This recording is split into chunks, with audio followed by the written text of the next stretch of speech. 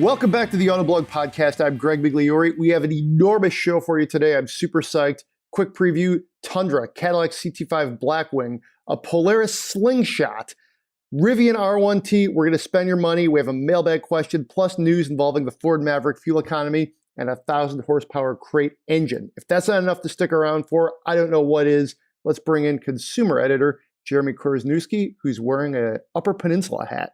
Hats off to you, man. Yeah, hats on for me. Picked this up on my last trip up to the Upper Peninsula in Marquette, Michigan, and don't live anywhere near that, but I'm repping anyway. You know what? I mean, you're in Ohio, so it's not that far from the UP, if you will. But I mean, it's a hike. You ever get the whitefish that you could get at those kind of like roadside stands? Eat them with crackers. I basically live on whitefish when I'm in the Upper Peninsula. Pretty good. The smoked whitefish like pate is absolutely killer. Yeah, totally on board with the whitefish. Some good beers up there too. Great beers, yeah. Let me tell you, there's a Sheboygan. I think it's a blood orange I tried, which is quite good. I highly recommend it, and I think we have so much to talk about. We should probably move on to the news. Let's talk about the Tundra. We both have driven that recently. I drove it just a couple days ago, and you went to the launch in Texas. Mm-hmm. So just real quick, initial impressions. Well, I mean, it's the best Tundra Toyota has ever made, but it is not the best full-size truck I've ever driven.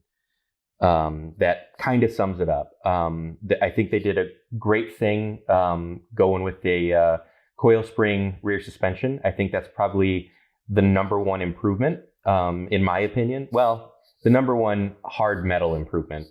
I would say that the suspension update and the way that the truck drives and rides is, in my opinion, a greater benefit than the twin turbo powertrain. There was nothing wrong with Toyota's old 5.7 liter V8, except that it got terrible gas mileage. The twin turbo V6 gets better gas mileage, but in my personal opinion, it feels less like a truck engine and more like a boosted car engine. And you know, that kind of sums up my opinions on the truck. I think it looks good outside. It feels good inside. It drives more like a car than pretty much any other truck, with the possible exception of the Ram 1500, the only other one with rear coils, incidentally. Would I recommend it? I would recommend it to people who have a strong affinity for Toyota, people who, absolutely do not want to buy anything from a domestic automaker. Well, now they've got a competitive truck from Toyota to choose. And if they don't really use their truck for trucky things and aren't worried about how much they can haul or tow with it, then I think it's a really nice option. I do not think that it is superior to Ford or Ram offerings for 2021. The 2022 GM trucks get a new interior that brings them back up to snuff. And my gut reaction is all three of the domestic trucks are probably going to outwork the Tundra as it sits. But still, it's a good truck. I'm really impressed by Toyota's attention to detail with it. And I think they kind of targeted the mass market, or the not the mass market. That's not the right way.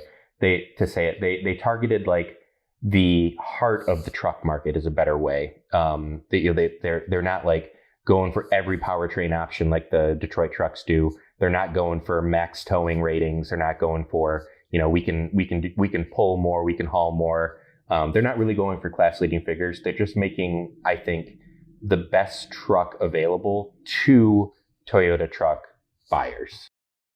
I almost hesitate to respond because my opinion is basically yours. I drove it briefly. Not briefly. I got a good hour in it. So, that's some time. I took it on the highway, took it through some kind of winding roads. I like the design. To your point, the motor is plenty capable. it doesn't tend to really win on any individual metric, which I know when you got up close with some of the Toyota product guys, they explained that that's not exactly where they're going. They're just trying to create an overall good truck in basically every area. Right. I can respect that.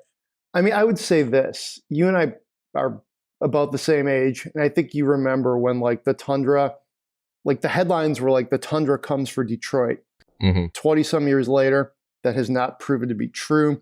This is, I would say, still like a fourth place truck. And I don't even mean that as a not good thing. It's just the F-150 is better, the Ram is better, the Silverado did slip a little bit, but with this new interior, I think it will definitely be ahead of the Tundra, and I think it still was, to be candid. You throw the Sierra in there too, just because it's it's the same thing, and it sheet metal slightly different, but yeah. And again, that's not like I would say too much of a hit towards the Tundra, but I mean, you see this with like sedans and even with compact cars back when those were really a thing. Detroit could never pick off Honda and Toyota because the cars didn't measurably eclipse the establishment, and the Tundra doesn't do that. And not only doesn't it not measurably eclipse, it's actually behind in most metrics. So if you like the Tundra, which I happen to like it, and the other thing too, I think, is if you're a consumer of trucks or just vehicles in general, not everybody is perhaps like we are, where we look at the numbers, we look at like what we know to be good and make a decision. Some people, I think many people, do buy their vehicle based like how we might buy our phones, which is, this isn't the strongest, Pixel or the best, iPhone, but I like how it looks. It has this cool thing. I had one before. And that's how you make a purchase decision. And I feel like it's an upgrade over the existing Tundra, and it's a very, very good all-around truck. Yeah. I will say the one potential snafu is that it's really complicated now. I think that Toyota enjoyed a certain amount of success for truck customers who really just wanted a simple, basic truck. They don't have a simple, basic truck anymore. At the very least, it's a twin-turbo V6 with a 10-speed automatic transmission. One thing that really separated the old Tundra from everything else was its dead simple nature. That truck had been in production since 2014, with like, or not even 2014. That was when it was refreshed. It was like 2007 or something. Something crazy, like how long that truck has been in production in same basic form. And by the time 2021 rolls around, it is very much a tried and true and proven platform. You know exactly what you're getting when you buy it. They lost that with this new version of it. The vast majority of customers aren't going to care about that. They're going to be drawn in by the really nice solid interior, the efficient powertrain, and the dead simple nature of it isn't really what they're looking for. But I do think that that is a thing. And it's gone for good. Like, there's never going to be another car that comes out and is sold in the United States that you're going to look at and say, well, it's just like, that's the safe option. That's the tried and true one. Like, buy this one if you want to, if you're wary of new technology, or, you just want something that's simple and expected to be super reliable. I'll also say I'm shocked, and this can kind of conclude my thoughts on the Tundra. I'm shocked that they took all of the time to completely develop a new platform. It's a new chassis with a lot of parts commonality with the Land Cruiser that we no longer get in the United States. And the Tacoma is going to be based on a similar platform too, the next Tacoma when it's updated. They went to all this trouble, brand new platform, brand new powertrain, brand new engine, brand new transmission, rear ends brand new, transfer cases all brand new, 100% completely redesigned. And yet not a single class leading figure with the exception of torque from the turbocharged hybrid iForce Max. It's 587 pound feet, which is 17 pound feet more than Ford's EcoBoost hybrid. But they're not doing anything extra with that torque. It doesn't actually allow them to pull more, and it's not more efficient either than the Ford is. So, yeah, I mean, it's just shocking to me that not a single thing is like the headline. There isn't a single headline other than, yeah, it's a good truck. It's just surprising in this day and age, especially in full-size trucks, that they didn't really come out swinging and say, like, we're planting our flag here, whether it's payload or towing or efficiency or something. I mean, there isn't like, there's no hybrid power generating backup. There's no like special tailgate. And some of that stuff you might say is gimmicky and you don't want it, but it's not like the Detroit manufacturers are charging you extra for it. The Toyota is going to cost roughly the same as all of its competitors. So it was just surprising to walk in and like walk out feeling like, well, that was kind of underwhelming, in today's day and age. Yeah, I would agree with you. I was driving it and then I came back to kind of the thought of like, well, I think this is what it is. And, that's kind of where it is. It's a good truck. It is. It is a very good truck. Like if it sounds like we're damning with faint praise or being real down on it, the thing is we're not. It's actually very good. And I would tell people, yeah, you should take the Tundra for a test drive and see if it's the right one for you. But I just don't think they're going to have a lot of conquests. Like I think people are going to drive it, and maybe some of them will say like, okay, this is the Goldilocks, this is perfect. But I just, it's not going to be a ton of people, and they're not going to make inroads. They're not going to dramatically improve their share of the segments with this Tundra. Okay, so let's transition to the Polaris Slingshot. This is definitely kind of a curveball for this podcast. Take us through it, Jeremy. Yeah, so a year ago, I took the new Polaris Slingshot on a 2-week loan. And the big deal was that they introduced an automatic transmission for the first time. Along with that, there was a new engine. It's a 4-cylinder engine of Polaris' own design instead of a rehashed General Motors unit like it used to be. But the automatic transmission was the big deal. And tons of people are buying Slingshots now with the automatic, which I think is great because it's getting people into a fun vehicle, the power sports industry that otherwise wouldn't have been able to do so. But I didn't think that the automatic was particularly fun. And I thought the Slingshot would probably be a lot more thrilling to drive with the stick. So I contacted Polaris, and they were kind enough to send me another one this year at the tail end of summer, beginning of fall, with a manual transmission. First things first, this is very car-like in operation. There's a steering wheel. There's a traditional stick shift that sits up between the seats that you operate with your right hand, just like you would on any other American vehicle, left-hand drive vehicle. There's a traditional clutch pedal. So it's not like the experience of riding a motorcycle at all. It's very much like driving a car with a stick. Engines up front, single rear wheel drive in the back. So it's like a weird mashup between a sporty motorcycle and say something like a Miata. And my suspicions were 100% confirmed that the manual transmission with a proper clutch and a short throw shifter really is that's the ticket to Slingshot ownership, in my opinion. There's very few vehicles that, even enthusiast vehicles these days, that are still being sold with sticks, with manual transmissions, proper clutch pedal. I'm so happy that the Slingshot's one of them. And I would argue that if you are looking at one, it would be worth it to learn how to drive a stick instead of choosing the automatic. If you're just absolutely simply not interested in driving a stick, have no interest in it at all, but want to enjoy that wind in your hair motoring, then great. The automatic is fine for you.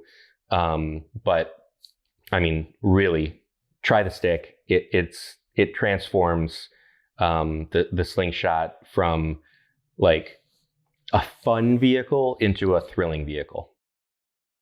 Cool. Yeah, I have never driven one. It's on the bucket list for sure. I know you have a lot of expertise in the motorcycle segment, so I feel like having that kind of background would allow you to be able to properly kind of like mentally prepare for this experience, which I imagine is quite adrenaline inducing, to use a bit of a cliche, but sounds fun. Good fall drive in a Slingshot. Yeah, it's a fun little thing. And I followed that loan up with an Indian FTR 1200 that I've got in the driveway right now. And having those back to back like solidifies the idea that a Slingshot is not a motorcycle. It's like a perfect 50-50 hybrid between a sports car and a motorcycle. But I'll say I'm having a heck of a good time. All right. Sounds good. Let's shift gears over to the Rivian. Speaking of manual transmissions, let's shift gears, right? There you go. There you go. There's our segue. There you go. Although with the Rivian, it is more of a just kind of a single sort of EV gear setup, if you will. I took a relatively brief test drive with this. I took it basically in and around Ann Arbor. Had some expressway time. Drove through some of the like small roads, if you will, of like Chelsea and Dexter, kind of out in the country. I was very impressed with it. It's a very intriguing product. It's to me right now, the super truck wars are really getting to be like, you're getting a lot of choices. I drove the Hummer about a month ago, and I was able to follow it up again now with the Rivian R1t. The one I tested cost about $73,000. It's to me, this is kind of like what the Cybertruck should look like as far as like what Tesla is doing. I mean, I get that with Tesla, you want to have that kind of like Blade Runner look, maybe, if that's what you're going for. But it's a cool truck. I was talking to one of their product people, and he was saying, we looked at all the traditional things you'd think about, like Jeep and Ford and all of that, as far as like a rough off-road truck type of thing. But he's like, we also looked at Bentley and Lamborghini and Porsche, and you can kind of see that just walking around this thing. So it got a lot of attention, and it was fun. Not too many Rivians driving through the countryside of Michigan. Yeah, I mean, 0 to 60 in as quick as 3 seconds. Wow, that seems to be the party line for like all electric, like Uber trucks. That's what they say the Hummer is going to be. Sure, I wouldn't disagree that it was 3 seconds.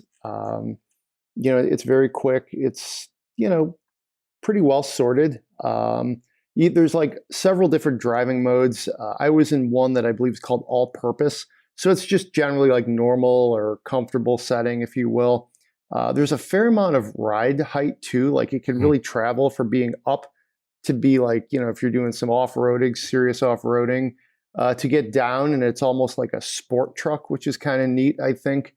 It was a very compelling product. It's definitely been one of the vehicles I've been very excited to try this year. The range is up to 314 miles with 21-inch wheels. Later, and I'm just at this point reading from the press site here, from the website actually, in January, there's going to be one with 400 miles of range, and they're also going to talk about a 250-mile range as well. So they're trying to, make a truck depending on how much you want to pay, how much you might need it for. They're trying to build different trucks for you, which I think is cool. It's really something, just to see all these different types of electric vehicles and the shapes and the approaches that you're seeing companies take, from the existing companies as well as these startups. And, if you want something special that nobody else has, if you show up in a Rivian R1t, or they're going to make an SUV, that's pretty cool. You're going to be the life of the party, Now, it can't crab walk like the Hummer can, but it does have this like sort of random, like it's like the behind the rear doors, it opens up. There's a pass-through area for storage. You can actually, I think, sit on the drop-down things. It's just an extra storage area. So there are a number of party tricks to the Rivian as well. And, I'm excited, as far as just the latest entry in the EV truck segment. Yeah, it's starting to become a competitive segment. You also drove the GMC Hummer electric truck not too long ago. Now, the Rivian and the Hummer don't really compete with one another, despite the fact that they're both electric trucks. The Hummer is much larger and more expensive than the Rivian, correct? Well, it's 9,000 pounds for starters. And yeah, the Hummer is basically like as wide as a Raptor, and it's a relatively long vehicle as well. Whereas the R1T is basically a mid-sized truck. That's what they're pitching it at. They want that type of buyer who, needs to do truck things, but also, maybe is a little bit more of a, needs a lifestyle approach to their vehicle as well. Yeah. So a year ago, there were no electric pickup trucks on the market. This year, we've got the Rivian hitting. We'll see what happens with Lordstown, but they're still saying that they're expecting a production truck soon. That's actually the only one that I've driven. And then there's the Ford Lightning, obviously, is right around the corner. That's going to be coming out. Tesla is now saying the Cybertruck's going to be out by the end of 2022. Don't hold your breath for that, but we'll see. And then GM, their Hummer's going to be out, but that's kind of a specialty vehicle. But they're following it up with the Silverado electric vehicle. So in very short time, we'll have gone from no electric pickup trucks to electric pickup trucks from nearly every corner. So yeah, super interesting time to be, deep in the automotive industry, right? So you drove the Lordstown Motors. It's the Endurance, right? What did you? I remember we talked about this before, but since we've both kind of driven these like startup, if you will, Rivian's not really a startup. They've been around for 10 years. They just were in stealth mode, sort of. But I mean, like my take is it felt pretty well screwed together. The interior was pretty nice. It's almost like a Volvo vibe in there. It feels like they overthought some things, like as far as like different, just basic things. But it felt pretty screwed together, if you will, well screwed together. Some of the suspension I thought was a little jouncy. Was it? It's a truck though, so there it goes. I mean, how did you feel about the Lordstown venture though? To be fair, I was mostly driven in it. I didn't do a whole lot of behind the wheel, piloting of it. I can say that it like the chassis, the motors, the battery, that kind of stuff felt like pretty well sorted. Everything else felt on the chintzy end. The body work was not production. It had these little itty bitty tail lights on it that were kind of stand-ins because they didn't have the actual truck finished quite yet. It wasn't running 100% full power, final production software, and the interior basically felt like Fisher-Price quality. So totally different ball game. I will be absolutely shocked if Lordstown actually sells production intent vehicles before the end of 2021 closes, like they've over and over said. I don't think that's going to happen. I think now that they've got a deal with what is it, Foxconn, the big electronics manufacturer. Foxconn's now going to come and use production space at Lordstown's massive factory. And as long as Lordstown's holding on to that big old factory that used to build the Chevy Cruze, I think they've got a lot to offer as a contract manufacturer. So yeah, I mean, I don't necessarily think the company's folding or going under, but yeah, I don't think they're playing in the same league right now as a company like Rivian is. I would say, just not to put too fine a point on this, but this felt very competitive. Like I didn't get in there and think, ooh, the mirror's going to fall off. You know, they really seem to have it together. So and to kind of bring it all together, like Tesla needs to get the Cybertruck out because, you know, they did that big reveal, you know, they shattered the window or whatever. And I mean, that was what, 2 years ago now? I mean, we're at a point now. Yeah. I mean, Ford and Chevy, and, you know, they know how to make trucks, are going to be there. And you're going to have several other upstarts that are going to be there too. So I do think it's critical for Tesla to get their product out there. And certainly they have a captive audience. It's going to want to go with Tesla, no questions asked. But I mean, you still got to show up and you've got to show out. You know, you really need to be there. And right now, I think they're maybe taking their time a little bit. And, you know, I mean, the Ford F-150 Lightning, you're not going to have to worry if that thing's screwed together well. Right. You know, so. Yeah, Tesla's really, really good at rolling out concept vehicles and really, really bad about getting them into production in a timely, efficient manner. And the Cybertruck's just the latest example of that. You know, it's been pushed back, it's been delayed. If you go to Tesla's website right now, you can still put an order in for one, but all the pricing information, all of the range estimates, all that stuff is gone. It's been stripped from their website. So we'll see, you know, videos on the internet, one we just published the day before this is being recorded, shows that Tesla is still, you know, hard at work on it. And you know, it's advancing through the various stages of development. But yeah, you know, it's going to eventually come to market. I'm confident of that. It's going to be behind, and it's going to be the most unorthodox entry out of all of them there. So, you know, very much a wait and see what happens kind of approach with the Cybertruck.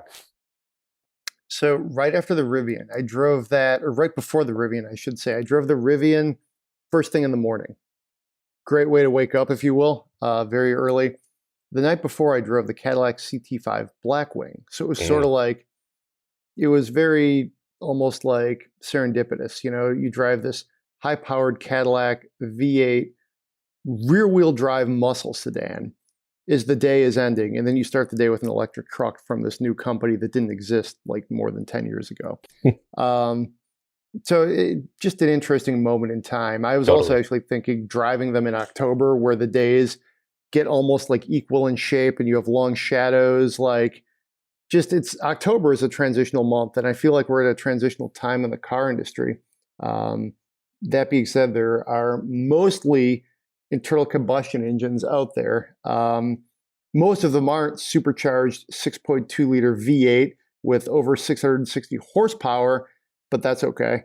And man, the CT5 Blackwing is really quite something. I was driving it around thinking to myself, wow, it's been a while since I've been a car this big, sending this much power to the rear wheels, where like you're almost like fishtailing, you know, with no effort whatsoever. You know, it's just like, it reminded me of when, like, I actually, you know, a decade ago when you get behind the wheel of a Charger, and it was the first time, you know, there weren't that many rear wheel drive you know, cars out there at the time. It was that same vibe.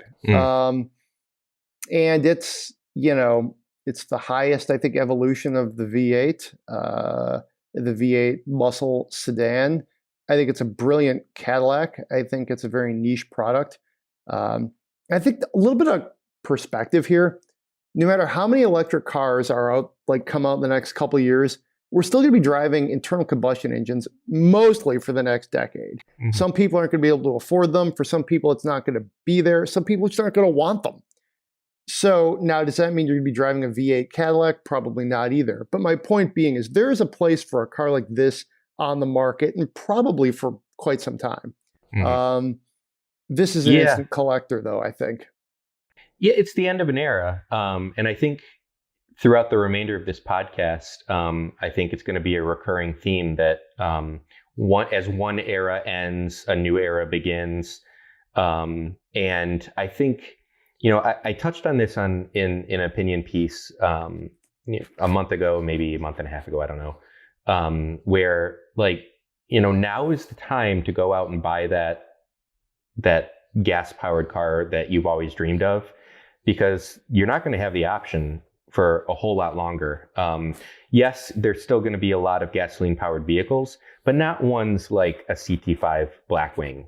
Like car companies are not going to invest millions, hundreds of millions of dollars in internal combustion technologies at the same time that they are spending hundreds of millions of dollars investing in battery technologies and motor technologies. So, the fact that you drove them back to back like that is indicative of the time that we're living in right now. It's the very best time to buy a gas-powered car is right now. And the very best time to buy an electric vehicle is probably a couple of years from now. So we're definitely deep into that transition, as like the legacy of internal combustion is, coming to an end, and a new era of electrons is gonna take its place. And the elephant in the room is going to be how much it costs to make this transition, and how many people are actually ready to jump on that bandwagon, with charging and range limits, and like the whole ownership experience is quite a bit different. So yeah, it's a super interesting time, as I've said a couple times already today. And I think it's especially interesting that you were able to have that experience of, seeing like the apogee of internal combustion in a CT5 Blackwing, and followed up with this super exciting brand new automaker with a brand new product. I think I was able to do 0 to 60 in about 3 seconds with both cars. I didn't really do a 0 to 60 test in the Blackwing, but I did get on the throttle pretty quick. It's listed as 3.4 with the 0 to 60 in the CT5 Blackwing, and it's just 3 seconds about flat, if you will, in the R1t. Both are amazing in their own ways. Let me put it that way. My one thought when I was driving the Cadillac, though, was like when that V8 really roars and like the cylinders are like, limbering up, and like the exhaust is just growling at you. I'm very interested in buying an electric car myself for personal use. But as I'm like literally like getting on that throttle, I'm thinking to myself, do we really want to give this up? Like, wait a minute, this is pretty good here. Yeah. A V8, muscle sedan, it's not a bad thing, I mean, it's definitely, I think what we're going to see is it's going to become like the horses of like, it's such a cliche, but that's what we're going to see is you'll spend $100,000 for your Cadillac that you'll put in the barn, and you'll drive it in the summer, and then you'll be driving in your electric, whatever the rest of the time. And totally, and that's how it's going to be. Yep. Agreed. Real quick, I drove the Hyundai Kona last week. I put a ton of miles on this thing. It's, I think it's a pretty good car for the segment. It reminded me. Which version of the Kona was it that you drove? This is the Kona N line. Gotcha. Okay. So, 195 horsepower, 7-speed dual clutch, 35 miles per gallon. It rode on 18-inch wheels, 10.25 digital cluster. This is not to be confused with like the full-on Kona N, which is 276 horsepower. Looked pretty good. Mine was in this very kind of like stark, sort of like crisp shade of white. What I would say is this. The Kona reminds me that if you're in the market for a crossover, if you will, of this size, you could get a pretty good one. I put stuff in it. It's relatively fun to drive, It's competitive. We liked it a few years ago when we did our small crossover comparison test. It didn't win, but it fared quite well. And it's a good entry for Hyundai. Yeah, I voted it as my leading entry in that subcompact crossover comparison, because I was involved in that too. And the Kona got some updates this year, slightly refreshing the styling, which I think is actually improved over what was originally there. And it is a good, solid vehicle. You know, my one big knock on it is that the cargo capacity is lacking with that. Unless you put the rear seat down, there's just not much space in the back, even compared to vehicles that it competes with that I don't even like as much, like the Honda HR-V and Kia Soul, which actually is what won our comparison test. Mm-hmm. They've just got so much more cargo space, and I think that would be the one thing about Kona ownership that would be irritating, is how often you've got to put that back seat down to have enough space. It's enough for sort of like a day trip, if you Mm-hmm. will. I was able to get a carry-on piece of luggage in there when we were just doing a bunch of different things. So we put some like luggage back there rather than pack a bunch of backpacks. I did get a wagon in there, so that actually fit fairly well. So yeah, I was able to Tetris some things in there. Didn't take that much skill, but I'll say this: if you're like, even for like a weekend away, it'd be tight. It'd be a little bit of work. Right. So let's throw things back to the Tundra. You did a used vehicle spotlight. Real quickly, Tundras, if you want to get a used one, they're out there. Mm-hmm. Like all used vehicles, they're not cheap. Toyotas tend to hold their value quite well. Walk us through your piece though, Jeremy. Yeah, so this kind of goes back to what I was talking about earlier about the simple nature of older pickup trucks. When and the one that I highlighted in this piece was the original Tundra. So we talked about the second gen Tundra being replaced by the third gen earlier in this podcast. The second gen is the one that everyone's used to seeing around, that was available with the big 5.7 liter V8. The one that I focused on was the first gen, and it has that's the one with the 4.7 liter V8. Automatic transmissions and a slightly smaller size than every other full-size pickup truck. Not so small that you'd call it a mid-size, definitely bigger than something like a Tacoma. But a lot of people refer to it as like a 7/8 size truck, parked next to an F-150. That first gen Tundra was a little bit smaller in pretty much every dimension that mattered. They are excellent trucks, absolute workhorses. Those generations of Toyotas, the one complaint you could make is that it still had a timing belt instead of a timing chain, which means that, every 90,000 miles or so, or, a little less than a decade, you've got to spend $1,000, $1,200, $1,500, depending on your mechanic, to replace the timing belt. So that's a demerit. But past that, like regular routine maintenance, the things are just bulletproof. They tend not to die. And their resale value is better than some other trucks because of that. But that's not necessarily a bad thing, because then you're sitting on the resale value, king when it comes time for you to replace it then. So the initial purchase price, maybe it's $1,000 more, but if you ever do sell it, you're going to recoup that. And then also, the reason that its resale value is better is because it's just so darn reliable. You're less likely to have any sort of problems with it over your ownership period. So if you're the kind of person that, maybe you're about to ride this electric car wave, and, you've always thought, it'd be a nice idea. It'd be nice to have a pickup truck as my second vehicle parked in the garage for those times when I do need to haul something. If I need to take a trip longer than 200-300 miles, whatever the range of your electric car is, a pretty good, strong option for ownership consideration would be that first gen Tundra, which that's the direction I was going when I wrote up that used car spotlight. Cool. Sounds good. We'll check that out. That's obviously on our site. You can find it pretty easily. Just search for, the Tundra used car spotlight. Let's transition to some news. Ford Maverick. EPA ratings out for the hybrid. You're talking up to 42 miles per gallon, which is quite good for a pickup truck of any sort. This is a relatively small one. I actually drove this a couple days ago. Was pretty impressed with it. It's, interesting little truck. The interior is pretty good. Lots of different things you can do. My personal take is they kind of went a little too far with the DIY thing with the bed. But either way, But I mean, I guess they did that, if you will, to try to keep it around 20 grand Mhm. for starting prices.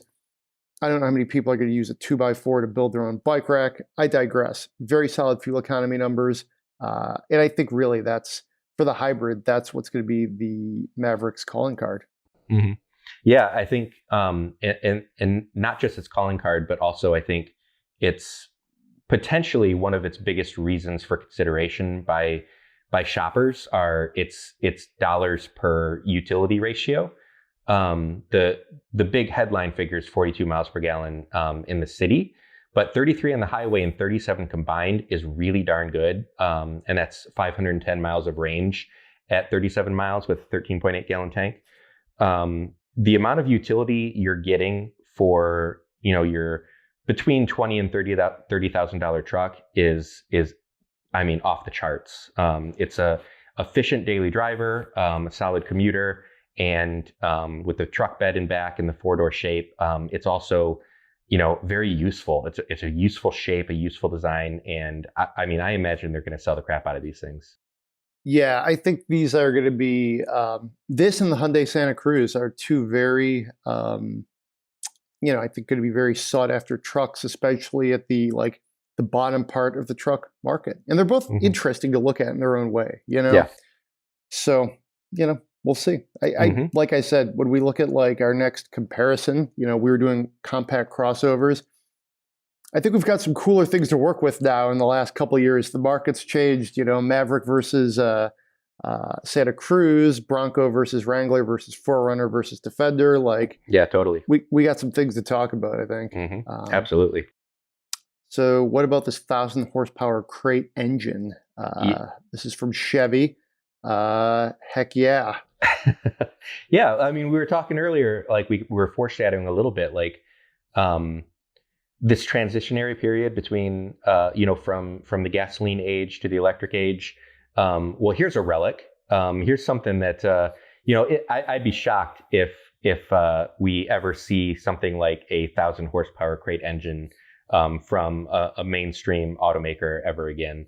And, we're highlighting this one. It's a GM. It's a, the headline figures, 1,000 horsepower, which is absolutely, crazy town, ridiculous. And people are going to be able to buy these things from their local GM dealership, pick it up in a crate. That's why they call it a crate engine, and drop it into the project of their choice. I've got an old Suburban sitting in my driveway right now that, if my 454 big block ever takes a dump, I can drop 1,000 horse crate engine into it. Mopar has something similar, where their crazy Hemi thing, it's up there. It's what, 900 or 1,000 horsepower. Also, they had that really cool, I think it was a '69 Charger that they debuted it in for SEMA. And no surprise, SEMA's right around the corner. So what's GM going to drop this engine in to show it off to the SEMA crowd?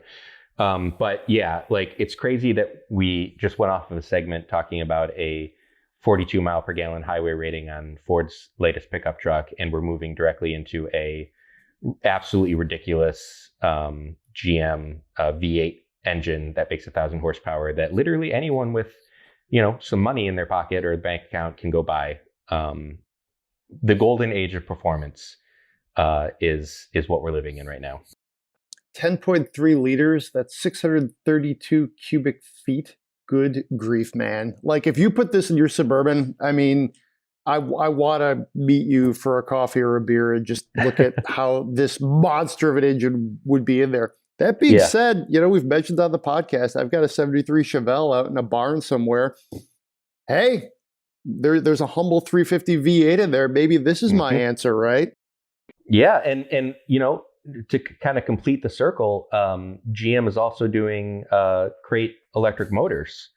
That will bolt up to your old vehicle's transmission or clutch plate or whatever, or flex plate, whatever it is that you're building in your garage. So interesting time for tinkerers, right?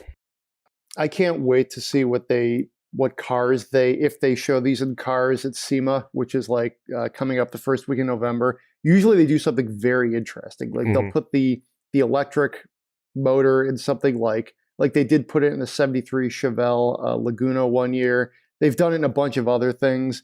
Then sometimes they take like the crate motor and drop it in something crazy. Same with Mopar. Not going to make it there this year, but I like the show. I really do. It's a show where you see the craziest stuff from the aftermarket industry. The OEMs bring out some really interesting things. And at the end of the day, Mopar and Jeep usually serve beer after the press conference. So, I mean, I don't really know what else you want from an auto show, but, it's, the two-door world is different, but you can see some wild stuff out there. Absolutely.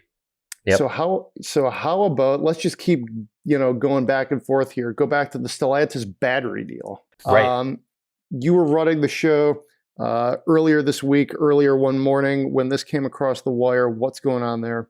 Yeah, so regular listeners to the podcast will remember a few months back, we talked about Stellantis, which, if that doesn't sound familiar, that is the name of the holding company that owns the guts of Fiat Chrysler.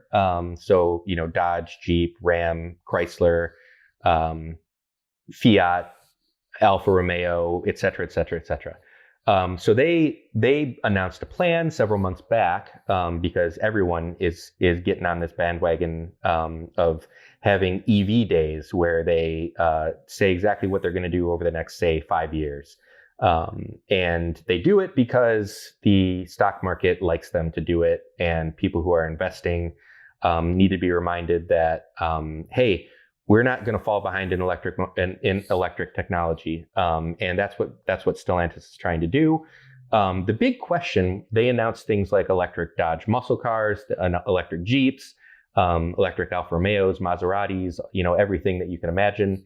But no one knew where any of this stuff was going to come from, because to make these kinds of vehicles with any reasonable kind of power and range, they're just absolutely packed to the gills with batteries.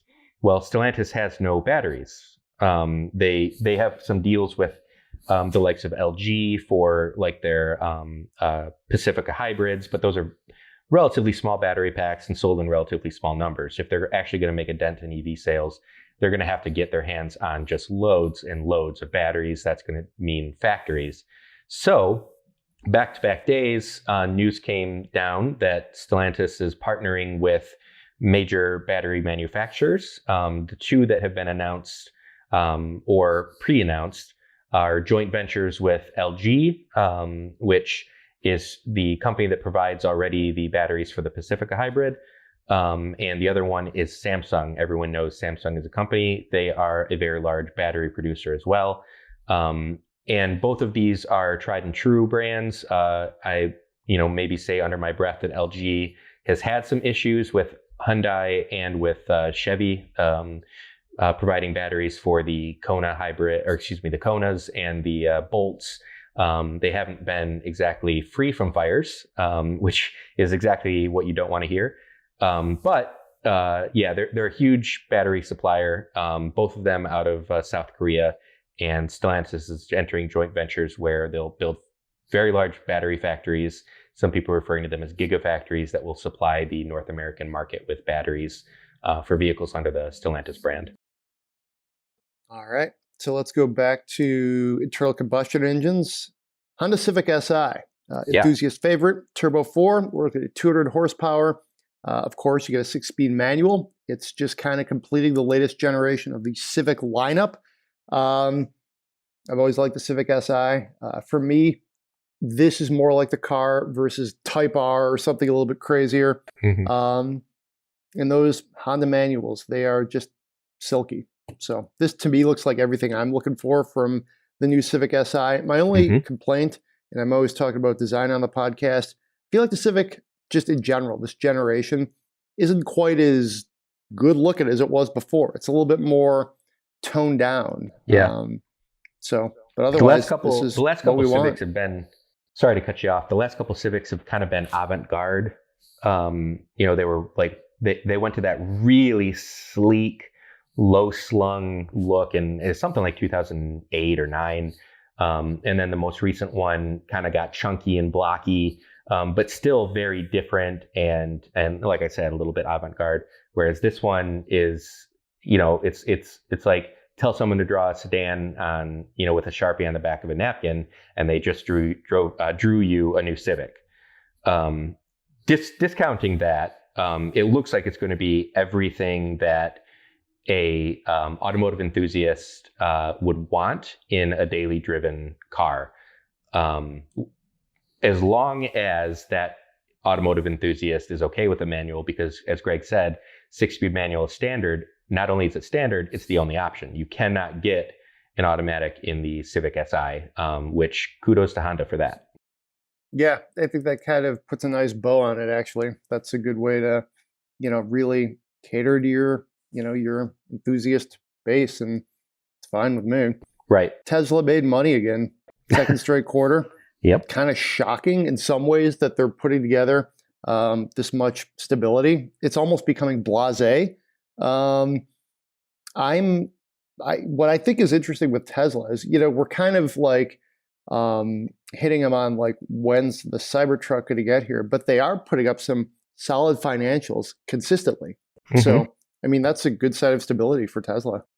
It is. If you drill into the story a little bit, there's still a lot of caveats. Like, for instance, they made nearly $280 million selling regulatory credits still. If you don't know what that means, when a car company is not able to meet its government mandated fuel efficiency standards, they can buy their way out of that jam by buying credits from companies who vastly exceeded theirs. Obviously, since Tesla only makes electric cars with zero emissions, they have huge backlogs of credits, and they're more than happy to sell them to any other company that needs them to stay in the good graces of the federal government. They made nearly $280 million doing that last year, last quarter, third quarter. That's a lot. They had to take a write down based on their Bitcoin. They are currently at a 15% operating margin, which is pretty darn good, but they don't expect to actually stay at that 15% operating margin as they continue investing in new battery technologies, as they continue building new plants, and as they continue ramping up production of their popular models like the Model 3 and Model Y, which incidentally are not as profitable as more expensive vehicles like the Model S and Model X. So they, on one hand, they've turned a corner. They are consistently profitable now. On the other hand, they're still spending huge amounts of money as they continue ramping up their operations globally. It's interesting to see that they can have an announcement where they are more profitable than expected, more profitable in a quarter than they've ever been, and Wall Street actually reacts by the stock going down a little bit, which is what happened late last night. So not completely out of the woods, like they've still got a long slog ahead, but I would say it's impressive what they were able to do with all the headwinds and the amount of money that they have to spend, in order to compete with more established car companies. Well, I would say if that doesn't mean they're becoming part of the establishment, what does? They outperform Wall Street's expectations and their stock goes down. I mean, as GM and Ford would say, hey, how's it feel, right? Yeah, totally. All right. Since we're talking money, let's spend some money. We'll go to the mailbag. First, we just have kind of a comment. David writes, I should spend some of your money on a Sprinter conversion van. Okay. 5-seater, room for 2 motorcycles inside, beds above, solar, awning, a rear hammock holder, a shower, and a bathroom, towing an enclosed trailer with a VW Synchro with a Vespa 50cc scooter inside for what I need to downsize. I'm not greedy. So that's just kind of a observation. I don't know. You've had vans. Listen, I like where this David guy is going with this. I want a Sprinter conversion van with 2 motorcycles, a bed, a hammock, shower and toilet with an enclosed VW Synchro and a 50cc Vespa inside too. That sounds like a dream garage to me. I especially like the idea that he wants to spend our money doing it. I'm all about spending other people's money. So David, kudos, and I'm right behind you. Yeah, I mean, I guess in some ways it's fair. We've spent so many people's money over the years. We should probably start cutting checks. Just, I hope you don't mind if they're rubber checks, because we don't have any money to buy other people cars. All right, spend some money. Mark in Palm Springs writes, live in Palm Springs, California, and have a condo on the Strip in Las Vegas. Let's see. Both he and his husband are in their mid to late 50s, retiring in the next couple of years. Weekends are often spent in Las Vegas, and we drive regularly through the Mojave Desert, about 4 hours between houses. I love cars and their styling, but I'm not a gearhead. Trying to decide what to do in the future. And we got a few cars here, so we're going to work through this. The current car stable is a 93 Mercury Capri XR2, turbo 5-speed manual, 117,000 miles, use only occasionally around town locally. Just had the car repainted, ceramic porcelain on the paint after repainting, new interior, new convertible top, new stereo, car will not be sold, and it's just fun to have around town. I think that's awesome. Just full stop. We should just include a link to the 93 Mercury Capri XR2 in the show notes, because this is a cool car that you might have forgotten about. Yeah, you don't see these every day. You definitely don't. But let's move into some of this is the moving pieces part of it. 2010 Acura TL with the super handling all-wheel drive and the 5-speed manual, 136 on the clock. This was his husband's car that he recently replaced with, we'll get to it, the 2020 Volvo. Husband wants to get rid of the car, but Mark is hesitating because it's such a nice car and we've taken care of this. It does show typical wear from mileage and use. I remember this car. I liked this a lot back when I was at Auto Week. 136 is a lot on the clock, though, in my mind. Let's just read through a couple of these, though, just to get the full picture. 2014 Focus ST3 with 60,000 miles. This is a car he drives to work daily. Sometimes it does go to LA and Vegas and back. It's got some dings. They enjoy driving the manual. Do they redo the paint and the stripes? Maybe do some mods to the engine, try to get a little more performance out of it, or sell to reduce the number of cars. 2015 Ford F-150 XLT truck with 70,000 miles. That thing's just getting started. This is largely the commuter truck between Palm Springs and Las Vegas. The dogs can get room in the back seat. That's great. My golden retriever loves to ride in trucks. She especially liked the Raptor a while back, actually. Truly used as a truck, though. So that's looking to maybe replace with a Lightning down the road. But they're a little concerned that it might not get 300 miles consistently on a charge. And, you know, you don't really want to run out of electricity when you're in the middle of the Mojave Desert. Then there is also the Volvo S60 T8 inscriptions, just like our long-termer. Awesome. All right, bring this together a little bit here. Thinking about retirement in the future, so you probably want to downsize some of these vehicles, or at least the overall fleet. Looking at convertibles, actively looking at a Corvette convertible 3LT. They have an order for it, but they haven't actually test driven anything. So there's a little bit, it sounds like, of nuance and maybe nervousness here. Is this a wise choice? Wait for the all-electric Corvette. I don't know if you want to wait for that or not. And then other cars on the consideration: Mercedes E450 convertible, Jaguar F-Type, Porsche Boxster, Mini convertible, Mustang convertible. Also on the punch card, if you will. Husband does not like Audi, had a bad experience. He does not like BMWs. They're everywhere in Southern California. Not a Toyota fan, so that eliminates Lexus. Although the LC convertible is very enticing. How does it drive? I haven't driven that in a while, so I'm not really well informed on that. It drove great about 3 years ago, the last time I drove it, and it looked awesome. The 124 Abarth is another car they like, but it's discontinued. I kind of like that one. I'm not sure that's the route I would go, to be perfectly honest, compared to some of the other stuff on here. Style, reliability, color, handling and performance, tech, and then not a car that everybody else drives. So Mark, first of all, thanks for sending us this email. It is really well thought out. Your fleet of cars, frankly, if you didn't do anything, it's awesome. But I'm out of breath. I'm going to toss it over to you, Jeremy. I think I know what I'm going to do with this, but I'm going to throw it over to you first. Okay. first of all, congratulations. You guys have a pretty cool stable of vehicles as is. Keep the Capri, obviously. You already said you're going to do that. I think that kind of keeping the Capri kind of scratches the itch for something unique and fun, and something that people aren't going to know a lot of. So keep that one, keep it in good shape, and keep it in the garage. I would sell the Acura. The TL is a really cool car, especially with the 5-speed manual. If you're listening and you are having trouble picturing what this is, do you remember when Acura in the mid 2000s went from like their real classy design and switched over to that very pointy front beak looking one? This is the TL that he's talking about here.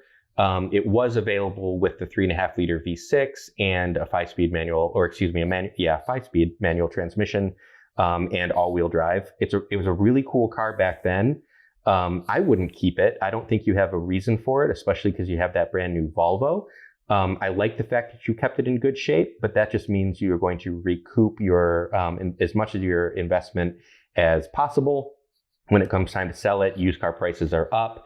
And try like Cars and Bids, or I mean, probably not bring a trailer, but if it's in good shape, like it sounds like it is, try Cars and Bids and sell it to someone who's going to appreciate it.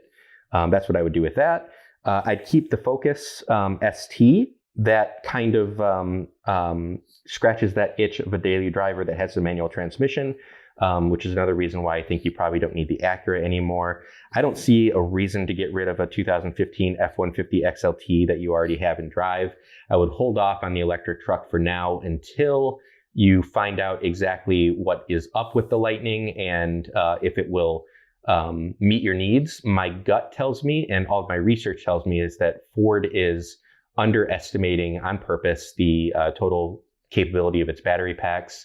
I think they're probably going to easily crest the 300-mile range with a good Lightning.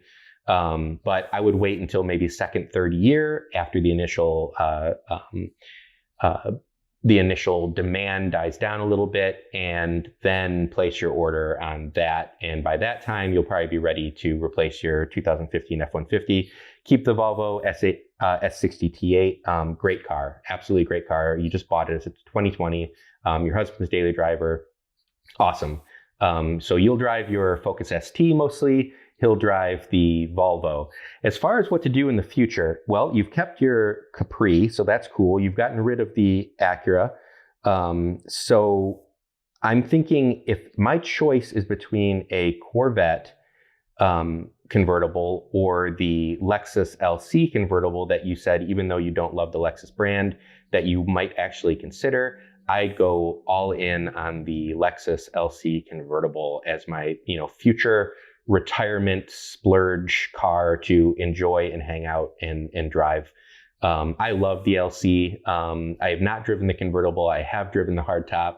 I trust Lexus as a good, solid brand with excellent engineering. I think you'd probably get a long service life out of that car. Unless you were planning on doing track days and hot rodding around in it. If I were of retirement age, I would rather be driving around in a luxurious and still pretty darn high performing Lexus LC than I would in a Corvette. That's me. And yep, that's where I'm going with it. Cool. So I'm going to make some harsher decisions, I guess, if you will. So I agree with you, sell the Acura. It's great, unless you have some real personal attachment to it. I think it's time to say goodbye to that. It's not a collectible. Now's a great time to sell a car. Cars and Bids is a place where this thing is like exactly what you see on there. And I'm also going to say sell the Focus. I like this car. It was fun.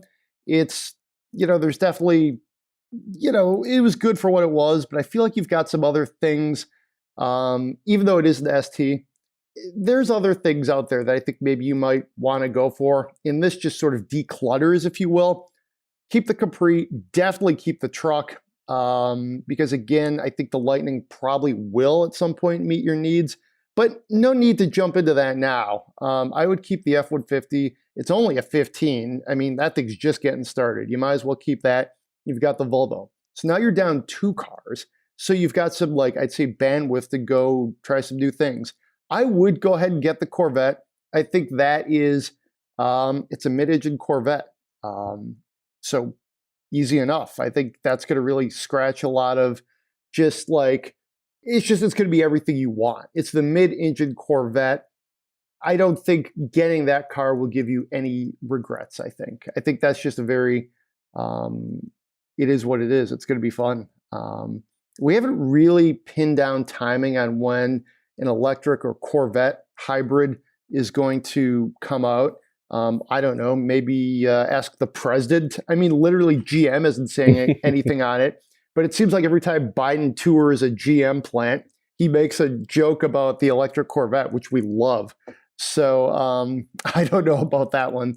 But I mean, the mid-engine Corvette is pretty awesome, and it's a good all-around sports car. It is great value. So I think that's a good move. Then what else I would consider doing, again, you don't really need to do this, but if you're going to sell 2 cars, maybe replace it with 2 cars. So what I would suggest is looking at the Boxster. Maybe a used Boxster. Maybe it's a toy car. I don't know. But I personally think the dynamics of the Cayman and the Boxster are just so good. They're so dialed in, a little bit more affordable than, say, a 911, obviously. That's something you might want to look at. Now, at this point, you've got like 3 sports cars.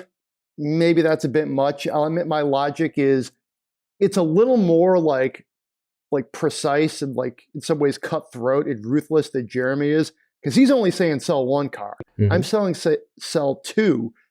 But if you're going to sell 2, like I said, go get something fun. And I think, I think if you get the Corvette, and then I would say look at the Cayman or the Boxster, and maybe get a used one if you just want to like try it out for a little while, then you could sell it again.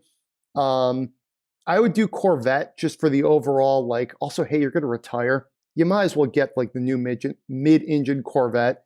I think that's just a nice, like almost present to yourself. That's cool. I would also look at the Boxster and the Cayman. And if you decide to say, hey, maybe the Corvette isn't really what I want, my like 1A move would be check out the Boxster. I like the current generation. I like the last generation. I don't think there's a big drop off. If anything, like going back a few years, you might be able to let somebody else take the depreciation hit. I drove one in Mallorca back in 2014. Great car. I mean, if you gave me that car right now, I would be totally fine with it. I don't necessarily need the 21 or 22. So I think those are like the Porsches hold up well, either in addition to the Corvette, which I'll admit might be a bit much, or in place of the Corvette. That would be the route I would go. The Jaguar is awesome, but I feel like after a few years, the F-Type, it rides kind of rough. It's a little uncouth.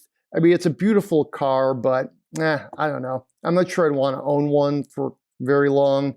But I do like that. Let me put it that way. 124 Abarth, same thing, only just more like, less power. So yeah, that's where I would kind of come down with my prescription here. Yeah, no, I like that. I like your counterpoint. Sell the ST and the Acura TL. I will counter by saying there's probably not going to be a lot of manual transmission vehicles that you're going to be able to replace that would be practical for daily driving like the Focus ST is. So consider that, but you do have the truck, which is very practical. Also, the monkey wrench that I would throw in is with the budget that we're talking about, you can get a really cool vintage classic car that as a retirement purchase isn't a bad idea. If you're picky and choosy and get the right thing, you're not going to lose any money on it. In fact, you might see that it appreciates in your later years, which never hurt anybody. If you're thinking of something flashy and showy like a Corvette or a Boxster, don't forget that there's old Corvettes and old Porsches that are pretty darn cool too. Not to mention every other brand. I mean, how cool would it be to park a Jaguar XKE in your driveway and make crisscross the desert in something cool like that? So just a thought. All right, lots of advice. Please write back. Let us know what you end up doing. Great email. Thanks for writing, Mark. Thanks for listening, everybody. Send us your Spend My Monies. That's podcast@autoblog.com. Everybody be safe out there. Have a great weekend.